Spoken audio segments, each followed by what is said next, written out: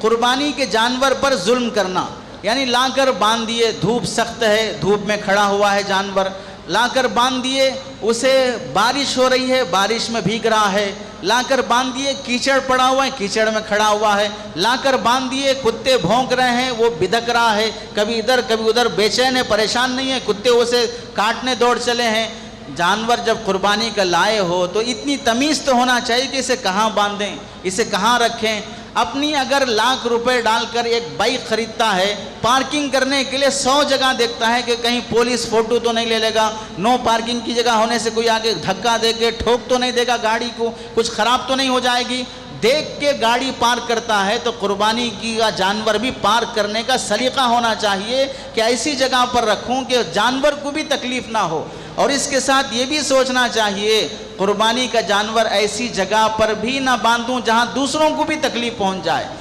گلی میں باندھ دیا ہے، افسوس سے کہنا پڑتا ہے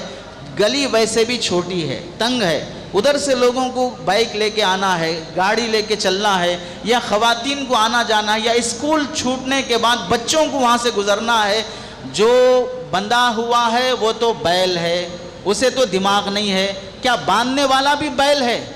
اسے بھی دماغ نہیں ہے کہ اتنی تنگ گلی میں اگر میں باندھوں گا، چھوٹی بچی چھوٹے بچے کو اگر یہ بیل لات مار دے گا، اگر اس کا ہاتھ پیر ٹوٹ گیا، کچھ بھی اس کو نقصان ہو گیا تو کون ذمہ دار ہے؟ تب تو یہی کہیں گے آپ کی بچی کو ادھر سے آنے کے لیے کیوں بولا، ادھر سے جانا تھا، فلاں کرنا تھا۔ اور تو اور اللہ معاف فرمائے، ہمیں بولتے ہوئے شرم آتی ہے، بہت سے ایسے بے حس اور بے شرم بھی ہوتے ہیں،